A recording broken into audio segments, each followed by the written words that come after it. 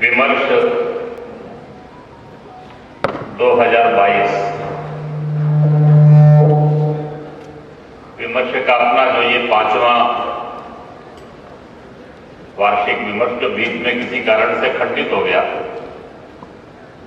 उसके 3 दिन के यशस्वी आयोजन के समापन पर हम सबके सौभाग्य से मंच पर माननीय अध्यक्ष के नाते कार्यक्रम के उपस्थित प्रोफेसर उमेश अशोक कदम जी, सचिव ICHR, अपने इस युवा जो आयाम है इसके संयोजक श्री रजनीश जी, सह संयोजक श्री आकाश जी, निमंत्रण पर उपस्थित ऐसे समाज के गणमान्य बंधु प्राध्यापक गण, इस विमर्श के सभी आयोजक और विमर्श के कार्यक्रम के भागीदार, ऐसे सभी मेरे युवा भाइयों और बहनों, विमर्श के कार्यक्रम में उपस्थित होना, युवा लोगों के बीच में जाना, इसमें आनंद रहता है। उसका कारण है कि वातावरण ऐसा होता है जिसमें उत्साह रहता है, एक आनंद रहता है, कुछ करने के भाव रहते हैं। उन लोगों में बात करने का भी अपना एक आनंद रहता है। इसलिए इस कार्यक्रम में जो उपस्थित होने का अवसर प्राप्त हुआ,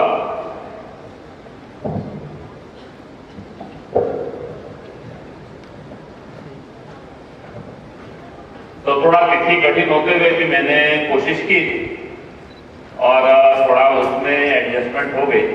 इसलिए जिन्होंने मुझे बुलाया उनका सबसे पहले धन्यवाद। एक विशेष पृष्ठभूमि में अपना ये विमर्श आयोजित हो रहा है। भारत यानी हजारों वर्षों की यात्रा। भारत दुनिया के बाकी राष्ट्रों की तरह का राष्ट्र नहीं है। अमेरिका की हिस्ट्री कैसी है, इंग्लैंड का कितना पुराना है, जापान का, दुनिया के इतिहास लिखे जा सकते हैं, लेकिन भारत के इतिहास को समय कालखंड में बांधा नहीं जा सकता। इतना ही कह सकते हैं कि एक 5-6 हजार वर्ष की ज्ञात हजारों वर्षों की एक भारत दुनिया के बाकी राष्ट्रों की तरह का राष्ट्र नहीं है। अमेरिका की हिस्ट्री कैसी है, इंग्लैंड का कितना पुराना है, जापान का, दुनिया के इतिहास लिखे जा सकते हैं, लेकिन भारत के इतिहास को समय कालखंड में बांधा नहीं जा सकता। इतना ही कह सकते हैं कि एक 5-6 हजार वर्ष की ज्ञात हजारों वर्षों की एक अनवरत यात्रा, या ये कह सकते हैं कि सृष्टि के जन्म के साथ मानव जीवन की जब यात्रा शुरू हुई होगी, तब से भारत की यात्रा शुरू हुई है। दुनिया में एक ही यात्रा है जो कंटिन्यूस है। मैं निरंतर इसलिए कह रहा हूं, आप वेदों को पढ़िए, आप रामायण को पढ़िए, आप महाभारत को पढ़िए,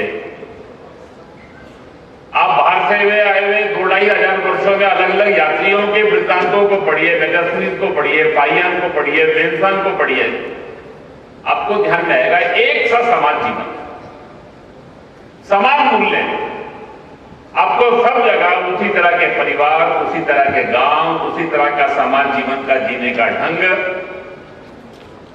दुनिया के किसी भी देश के अंदर इतनी लंबी एक जीवंत अनवरत यात्रा नहीं है।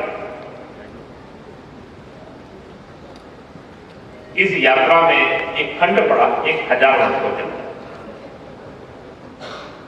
ये जो 1000 वर्षों का कालखंड था, ये हमारा संघर्ष का कालखंड था। इस 1000 वर्षों के कालखंड में हमको मिटाने के बहुत प्रयास हुए, लेकिन इस समाज की अपनी एक अंतर्निहित शक्ति थी। इस यात्रा को समाप्त करने के प्रयास करने वाले विफल हो गए। धीरे धीरे करके हम इस यात्रा में से सतत संघर्ष के द्वारा विजय प्राप्त करके आज से 75 वर्ष पूर्व खंडित ही सही, देश के एक हिस्से में, एक बड़े हिस्से में हम अपनी उस हजारों वर्षों की यात्रा को दोबारा से प्रारंभ कर पाए। 1947 में भारत की जो स्वाधीनता का कालखंड क्षण था, एक 1000 वर्ष के सतत संघर्ष के बाद एक बार पुनः अपने भाग्य का निर्णय हमारे द्वारा ये करने का अवसर हमको प्राप्त हुआ। उसको स्मरण करते हुए जिसको प्रधानमंत्री